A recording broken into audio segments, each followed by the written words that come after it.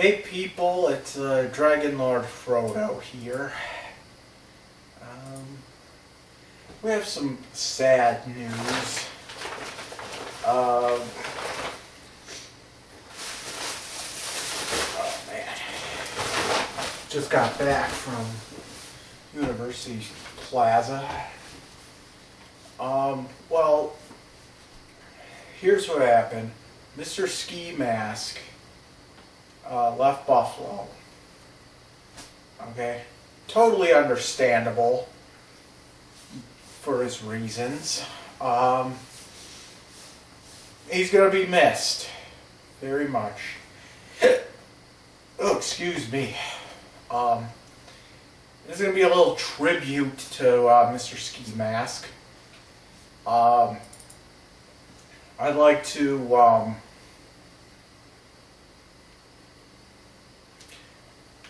I'd like to talk about my history with Mr. Skimask. I don't even think he known about this, but I'm going to tell it anyway.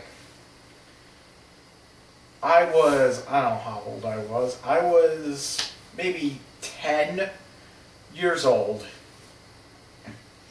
You know, bored out of my mind, 10-year-old kid sitting at home in the early to mid-90s. It was a Saturday weekend, you know.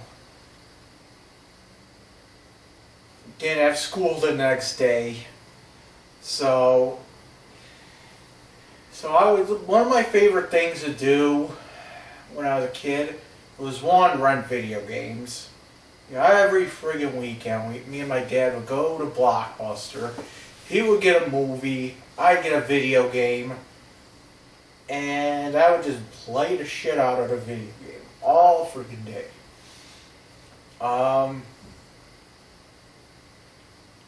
You know, once in a while I'll go on the TV or something, but whatever. But, you know, Saturday nights, I get bored sometimes, even with a video game, and I just start flipping through friggin' channels. So it was a Saturday night. I forget what time it was, but I know it was at night. Flipping through, and all of a sudden I see this guy with a ski mask on TV, holding up cans, just bulging cans. Okay, I'm like, what the fuck is this? I mean, this looks friggin' weird, okay? So I'm watching it, and I'm having a ball watching this guy, and I'm like, he's mentioning Buffalo, and you know, all this other shit, and I'm like, really? This guy's local. And that actually got the gears turning and said, hey, if this guy can make this show and put it out there, why can't I? You know, I was 10 years old though.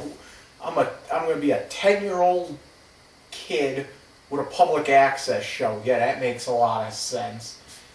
But, you know, it just got me, it just got me, you know, it got me interested in how videos work. So then I'm also watching it. This started to become a regular thing, you know. Channel 18 in Buffalo, Saturday, I forget what time it was, like 11:30, I think it was. I would sit there and tape his show. His show was called Thunderbird Theater. And,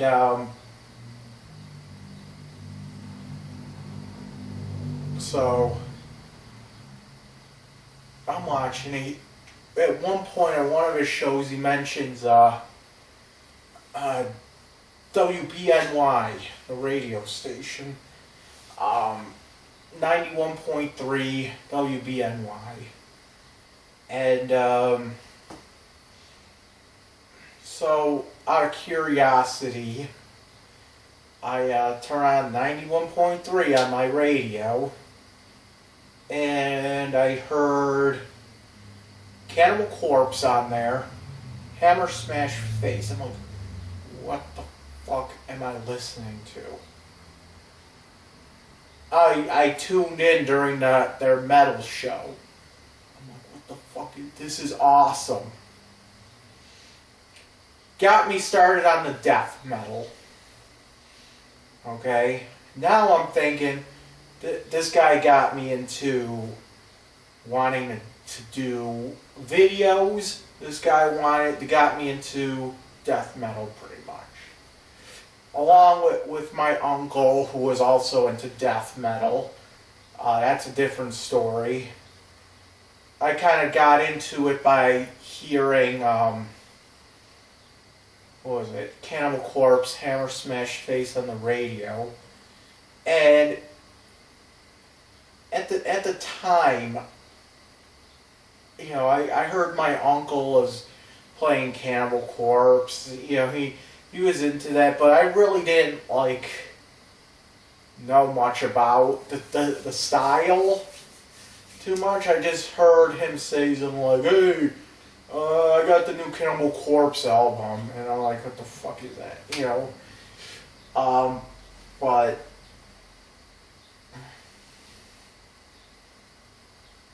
so Skimask got me into videos and got me into the death metal. Then I'm over here, I'm watching his show again, and I'm seeing his band Towpath on there. I'm like, what the hell? There's actually a following for this type of music. There's actually local bands that play this kind of music. And you gotta remember, I was 10 at the time. I was too young to go see friggin' Towpath, okay? But I heard them on the show, and I heard them, you know, I heard them on the show and everything. They played some show, I think it was at the Showplace Theater or something. And I'm like, dude, I want their friggin' CD. Do they have any CDs? Unfortunately, they didn't. They had a demo, which I didn't really have any. I didn't really know how to get the demo, you know, because I was 10. I couldn't go to shows. You know, it's way too young.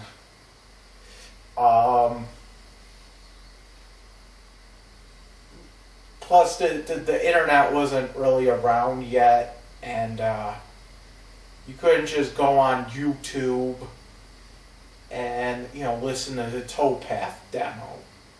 You know, you pretty much had to know Skimask at the time to get it. Okay. So I kept that in the back of my mind. I'm like, okay, when I turn 18, I want to go see Towpath, and I want to go see, you know, Cannibal Corpse and all that. And unfortunately, Towpath broke up. I turned 20, and when I was 20, I moved into a group home for about a year, and I had really no access to the internet while I was at the group home. But the group home would, they treated us like adults. Like, I was able to go to a Guar show while I was at the group home. So they treated us like adults there. It wasn't like, oh, you're in this group home, you have to just like sit in a room all day, you know? No, they let me go to a guar show while I was in the group home. So, oh, excuse me. But moving on. So I was 10. I got exposed to Towpath. I got exposed to Mr. Skimask, Thunderbird Theater, death metal, the whole thing. Then I go into school and I'm telling all my peers about the show. Okay, at the time, this was pre-Gateway times, by the way. So I was telling all the kids at friggin' Martin Luther King Jr. School, what was it, School 39, and I got people watching it, other 10-year-olds watching it. I think at one point I got in trouble because I actually told a kid about the show. He watched it and his parents got all pissed off about it. And that's probably why Fontana was on Skimask's ass at one point.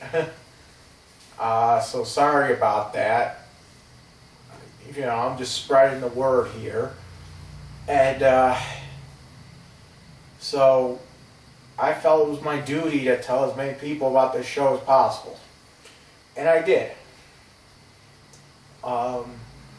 Move forward a couple years later, I was kicked out of Martin Luther King Multicultural Institute. That was during the times when I got in trouble for drawing or coloring a coloring book that had a horse in it. I colored the horse purple, and that was the whole story behind my band Dragonlordfrodo. That was the whole story about my band Dragonlordfrodo's song, Purple Horse. It was about,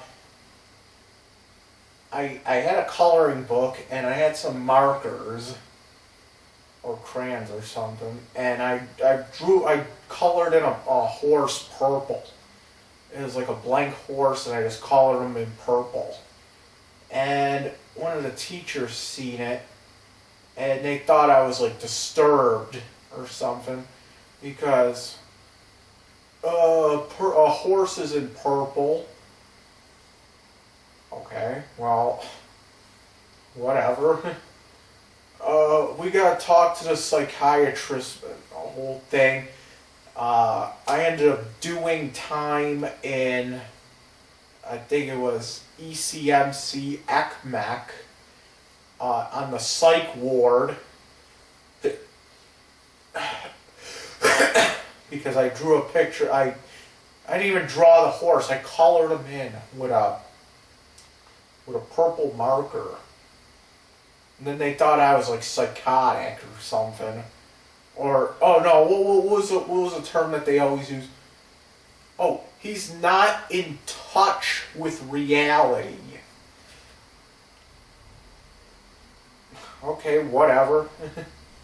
And so I got kicked out of Martin Luther King Jr. Multicultural Institute on High Street in Buffalo, New York, School 39, and I was placed in an alternative school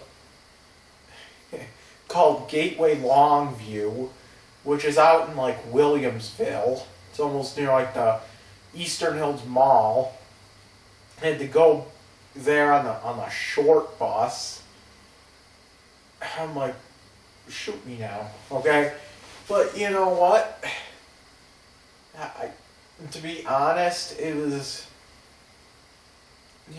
I was getting beat up a lot in School 39, and just because first of all, I was into stuff that a lot of these other kids weren't into. Second of all, I was almost like the token white boy in that school. Um, it was like 1,000 black kids and me. Okay, there was some white people there, but it was pretty much it was like 1,000 black kids and then like 50 white kids or something like that. It was all inner city, you know. It was pretty much like OBGs in there, original baby gangsters. There, there was all kinds of stupid gangs in there. My mom did not want me, taking the bus to school, so she would the school bus. She didn't want me taking a school bus to school, so she used to always drive me to school. So, going on the way to school, I always, I was like a mess. I was always a mess going to school. It was like, always pass on, Genesee Street. And I always go past the, I'm always looking at, people spray painting, buildings and shit. And what was the one thing I always seen? I always seen Aunt Pog. I don't know what that means. It's like ANTPOGG. Hi, Gravy. I don't know what that is. It was just something that was spray painted on the side of a building. The other thing I always seen was something that said Aunt Quinn. It was like ANTQUIN, Aunt Quinn. I always seen OBG, original. I know that means original baby gangsters. Okay, what was the other thing I always seen spray? There was another thing. PVP. I don't know what that means either. It's like PHIP. It was almost like P-P-HI-P.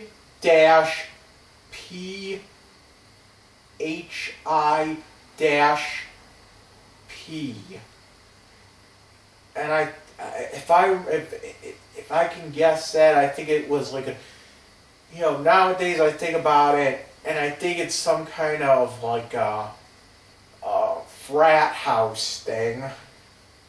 Except for there really isn't a college out that way, so I don't know. But we would go down the street and I would laugh at all the shit that I seen. Aunt Pogs and the Aunt Quins and the OBG, and then I always seen that PVP or whatever. But back in the day, I always said it like PFIP or something like that. And so I was got a kick out of that. Like when it was like winter time, I'd write shit on the side of the car, and then I'd always write like OBG on the side of my mom's car. So like before we left, and then we get in trouble because I'm pretty much representing a gang on my mom's car, and she's like, you need to watch my car before we get shot, okay? I'd always put like when the car gets dirty. I'd always put like F me on the car.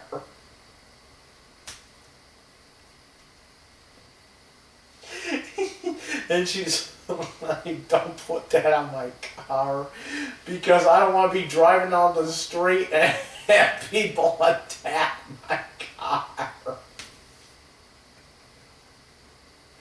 Oh my god, okay, come on, stop. I'm gonna focus on gravy. Alright. But, back to Skimask, I went, I saw, so, the little short bus came to my house and shipped me off to Williamsville every single day and back. And,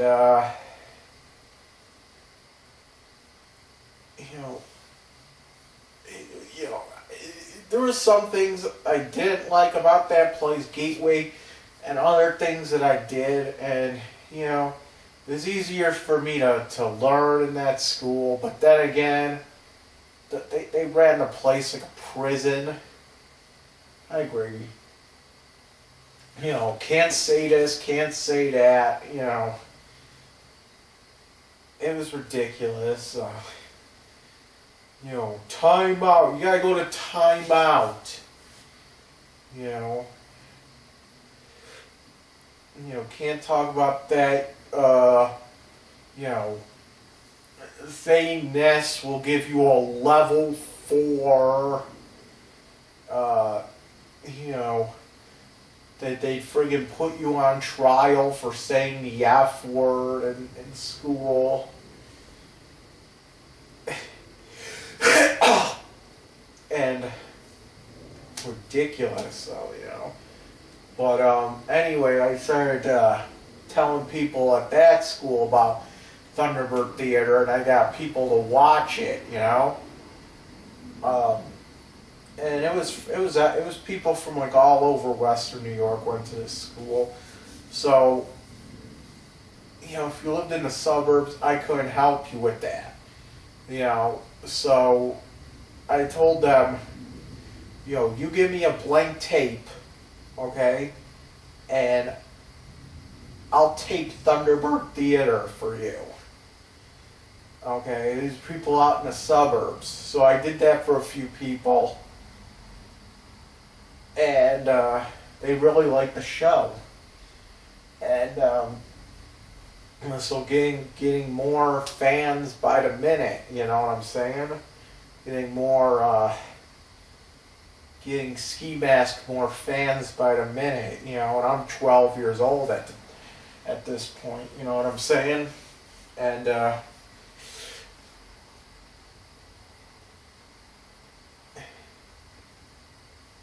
so people are working behind the scenes, even the younger generation working behind the scenes to make all this happen, and so Thunderbird Theater became like the topic of the bus ride home. It would be like the topic at the lunch table, you know what I'm saying? Blow by blow on Thunderbird Theater. Oh, did you see Skimask hold up the bulging can? Did you hear him talk about the Nuge and how he hunts for his food? Sadly though, Thunderbird Theater was canceled. I forget the reason why he canceled it. I forget the reason why, and it's bugging me. I seem to remember it because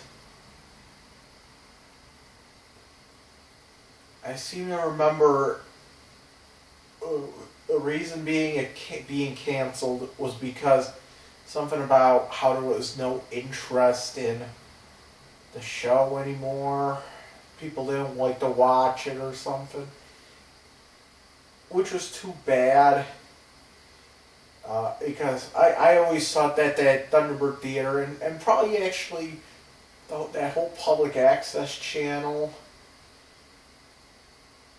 I think it was kind of like the original YouTube, to be honest, And I think Thunderbird Theater was way ahead of its time. You know, actually, the whole idea of the public access show was way ahead of its time. It's almost, like I said, it's almost like the early version of YouTube. Okay, so yeah, I mean, nowadays we don't even need public access because we can just watch it on YouTube. But the thing is that um, you know, after the show was canceled, we were sad and everything about it. Um, I really can't remember a lot of it after that, but I do remember I used to chat with Skimask on AOL Instant Messenger, but I forget the name I used back then.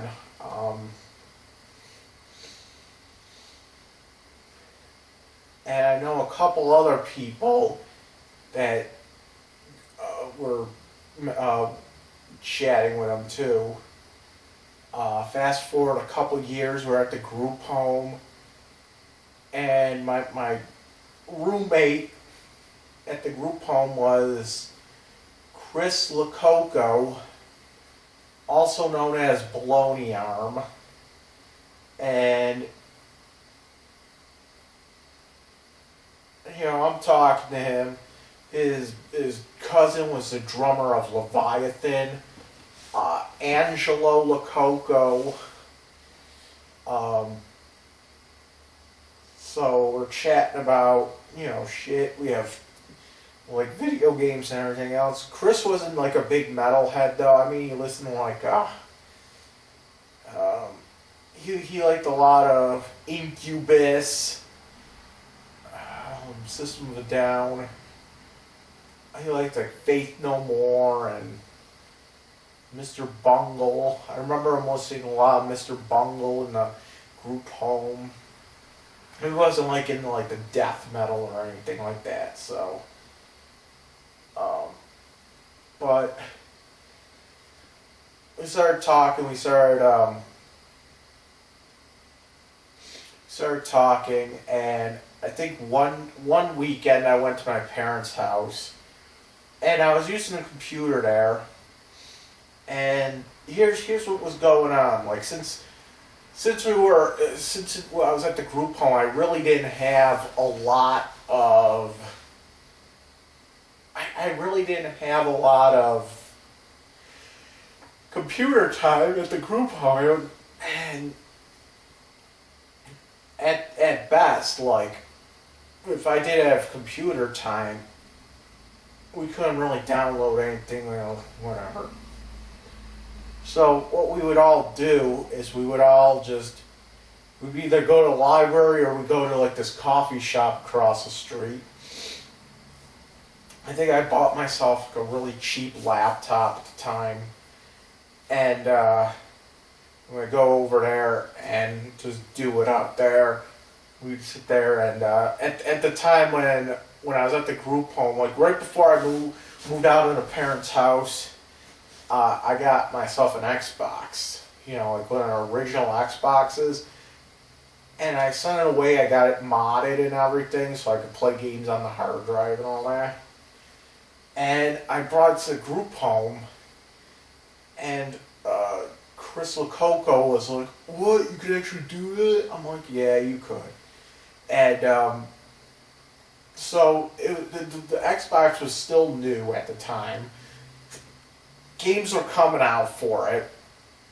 So since games are coming out for it still, like he'd be like, "Dude, could you when you go to your parents' house next time, could you get me the new something? Get the new Mortal Kombat, get the new Mad." I'm like, okay, I'll get whatever you need. So I go over to my parents' house for a weekend, and I'd sit there and download as many games and whatever that I could, music, and at that time I had oh my god, what the hell did I have?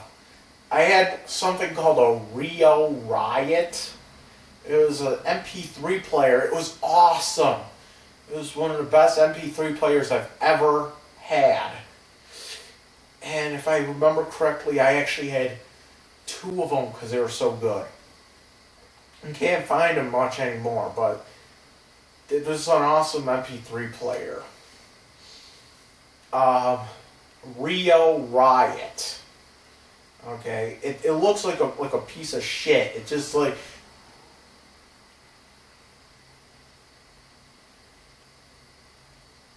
I thought my phone was going off.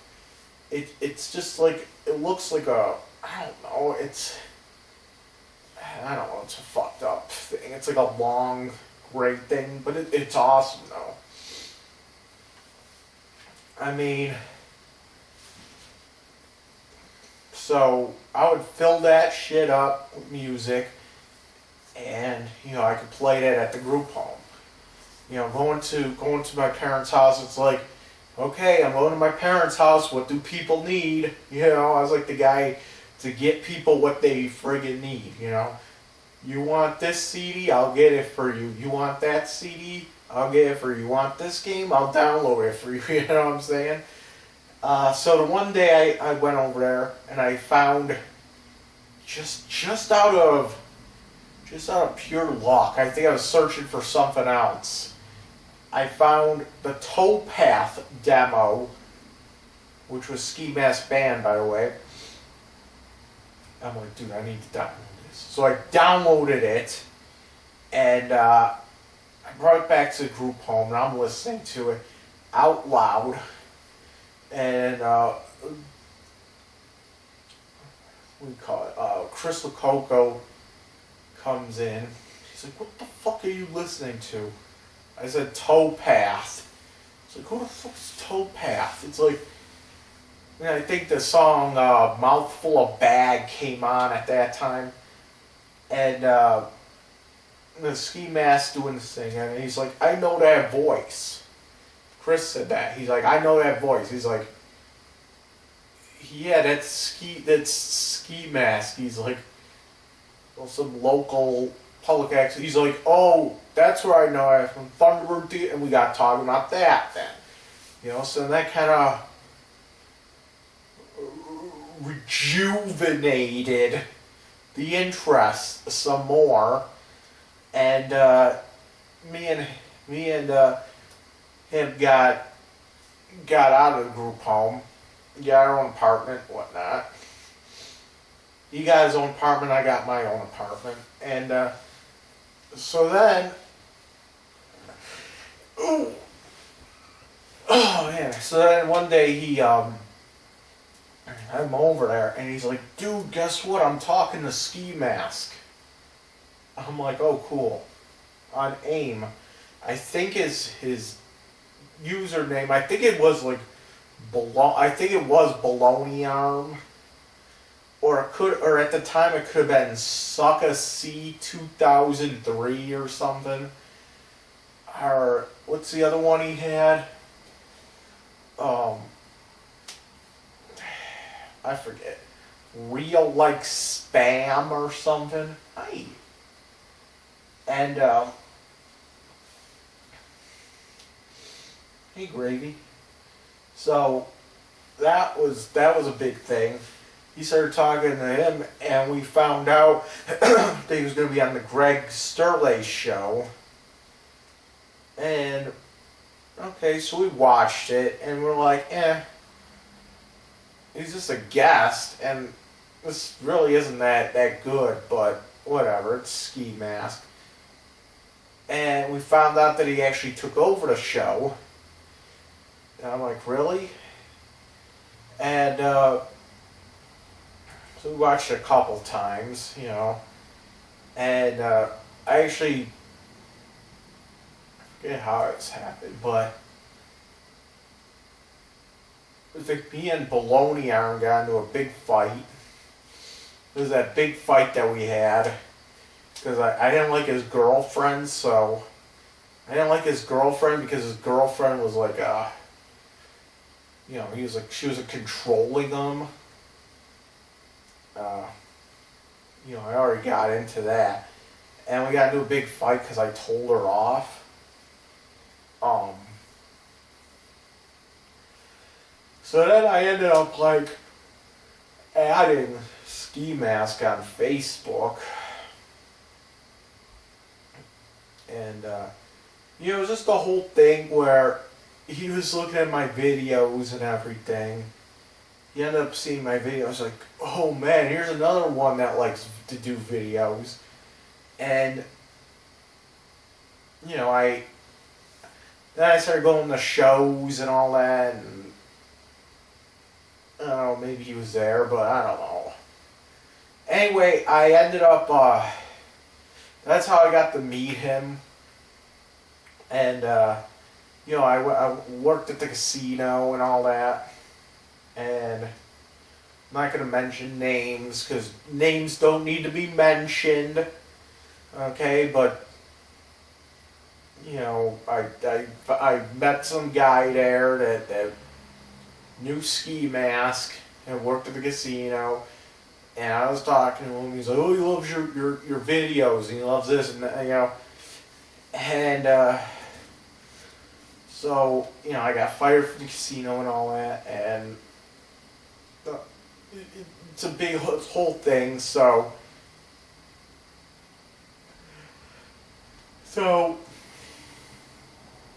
it all culminated into me being on the show. Okay.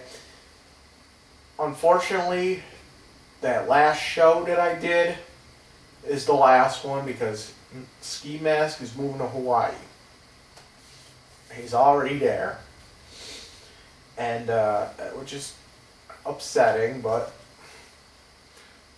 whatever. That's his thing, I just hope he starts doing more public access shows. He's gonna do public access shows on the beach. He's gonna do public access shows on top of a volcano. Okay, so I just hope that happens. And so, for a rundown, Mr. Skimask got me into doing videos on YouTube. Okay, even if it was 20 years later. Okay, because I used to do videos like pre-internet days. Not pre-internet, but I had a little camcorder and everything, and it broke, but whatever. Those are my original videos. So I don't have those anymore, so don't ask. So he got me into that, he got me into death metal. He showed me that there was a local music scene by showing Towpath. Okay, and with Towpath, once you actually start like doing research, you'll find that there's all kinds of other bands out there too. So that he got me in. Let's recap again. Videos he got me into death metal, local scene. Okay. I probably would not be doing these videos if it wasn't for Mr. Skimask. Okay? Ow. I probably would not be into death metal if it wasn't for Mr. Skimask. So, the passion of the Jaffa probably will never have been here if it wasn't for Mr. Skimask. Dragonlordfrodo probably would not have existed if it wasn't for him. Okay? I would probably still be listening to shitty rap music if it wasn't for Mr. Skimask. Okay?